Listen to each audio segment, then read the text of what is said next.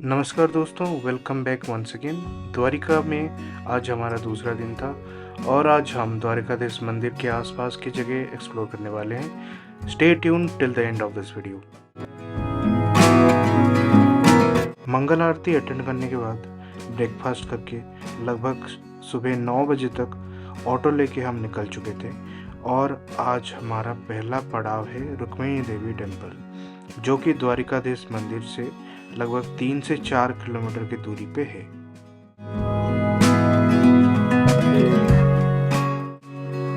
Arabian सी के पास ही बसा हुआ यह मंदिर बहुत ही सुंदर है।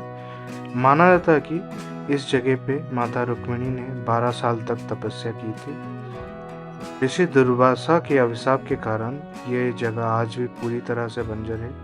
ना ही कुछ खेती हो सकती है इस जगह पे, ना ही मीठा पानी मिलता है।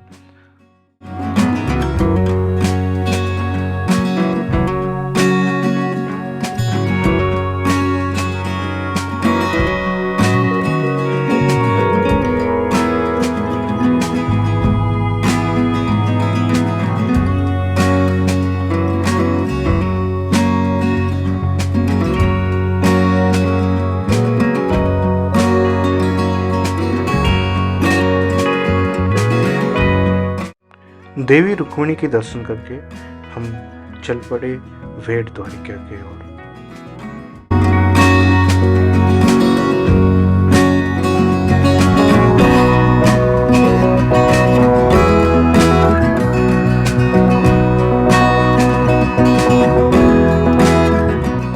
वेट द्वारिका एक्चुअली एक टापू है जहाँ पे पहुँचने के लिए यहाँ पे आपको बोट लेना पड़ेगा। हर आधे घंटे में बोट की सर्विस अवेलेबल है।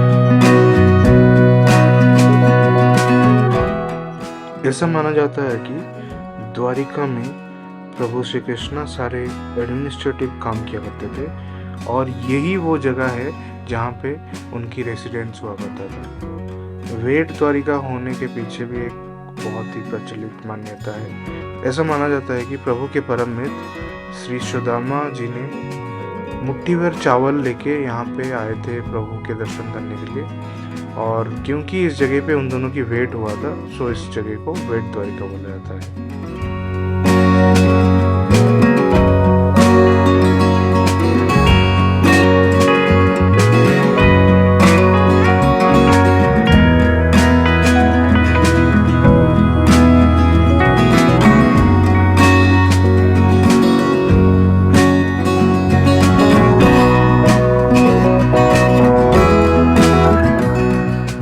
वेट द्वारिका में दर्शन करने के बाद हम फाइनली पहुंच चुके हैं गोपी तालाब के पास।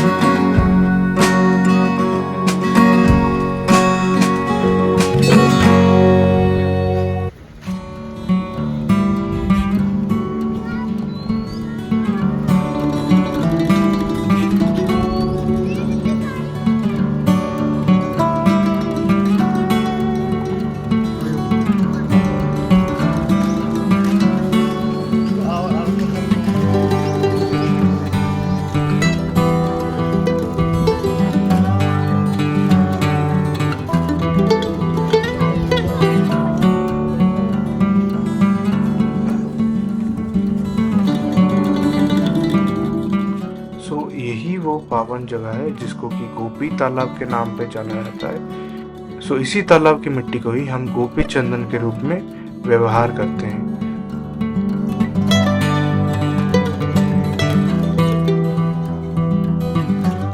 आज की यात्रा में लास्ट पड़ाव है श्री नागेश्वर महादेव। भारी बारिश के बीच आगे चलते गए।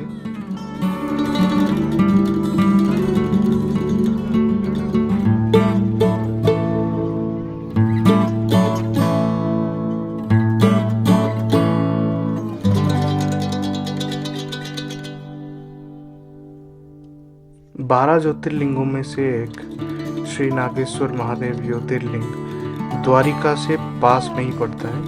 सो लगभग हर एक वो यात्री जो कि द्वारिका घूमने के लिए आता है, द्वारिका में दर्शन करने के लिए आता है, वो जरूर इधर आता है।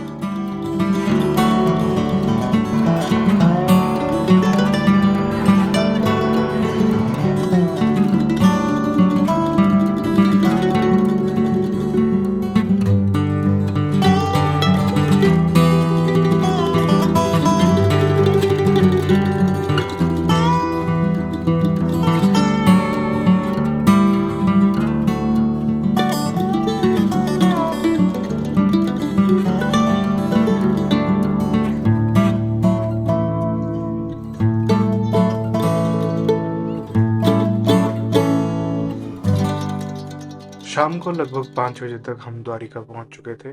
दर्शन बहुत ही अच्छे से हुई, हालांकि बीच बीच में बारिश हो रही थी। और एक नई जगह से नई वीडियो के साथ फिर से मुलाकात होगी। Till then take care and bye bye. और हाँ, if you haven't subscribe it yet, please do. Thank you.